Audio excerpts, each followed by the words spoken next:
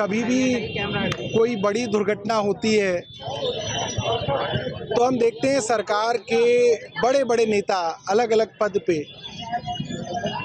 एक बात कहते हैं कि भाई जिन लोगों के परिवार वालों की मृत्यु हो गई उनको हमारी गहरी संवेदनाएं, ईश्वर उनको दुख सहने की शक्ति दे, घायलों को जल्द इलाज हो। मगर ये बातें सिर्फ ट्विटर पे और व्हाट्सएप पे और फेसबुक पे लिखने के लिए ना हो। सरकार इसको दिल से सोचे। जब किसी के घर का कोई आदमी मरता है और आप टाइप करके कह देते हैं कि इसको संवेदनाएं भेज दो, तो संवेदना की कोई कीमत नहीं है अगर उसके परिवार वाले की लाश के लिए एक सरकार एम्बुलेंस भी ना दे पाए। एक दिल्ली का सबसे बड़ा अस्पताल जिस पे देश के गृह मंत्री आए और बोले सब ठीक चल रहा है, मुख्यमंत्री आई बोली सब ठीक चल रहा है, और जिनके गरीब लोगों के परिवार के लोग मारे गए, जिसको बेचारे का फ़ोन आया और वो भागा भागा आ गया यहाँ पे, ना उसने पर्स देखा, ना मोबाइल देखा, ना उसने पैसा देखा, वो भाग के आ गया यहाँ पे, और उसको ये बोला जाए भाई साहब लाश तो पड़ी है आपकी, एम्बुलेंस का इंतजाम कर लो। इस सरकार के पास एम्बुलेंस नहीं है। वो सरकार जो तालिबान को एम्बुलेंस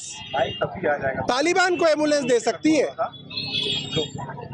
वो सरकार अगर उन लोगों को भी एम्बुलेंस नहीं दे सकती जो जिनके शरीर को घर ले जाना हो, तो ये बड़ा दुखदाई है, बहुत गलत है।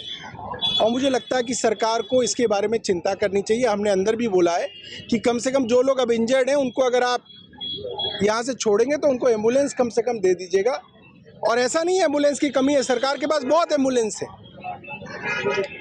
जब मंत्री मुख्यमंत्री जाते हैं तो अच्छे साथ साथ एम्बुलेंस चलती है। प्रधानमंत्री का कार्यक्रम होता है तो खूब एम्बुलेंस वहाँ पे लगाई जाती हैं। तो एम्बुलेंस की कम से कम एम्बुलेंस जो है, एक मृत शरीर को एम्बुलेंस मिल जाए, ये हमारी सरकार से प्रार्थना है। हम लोग घायलों से मिले, डॉक्टरों से हमने बात की, घायलों का इलाज चल रहा है और ईश्वर से प्रार्थना है कि वो जल्द से जल्द जो है स्वस्थ होके आए। सरकार का मैंने सुना था, सरकार ने कई जगह कहा था कि अगर देश पर आतंकवादी हमला होगा तो उसको एक्ट ऑफ वॉर माना जाएगा, उसको युद्ध माना जाएगा। मगर ये पहला देश है जहाँ पे युद्ध हो रहा है, मगर प्रधानमंत्री जी विदेश यात्रा पे सुबह निकल गए हैं।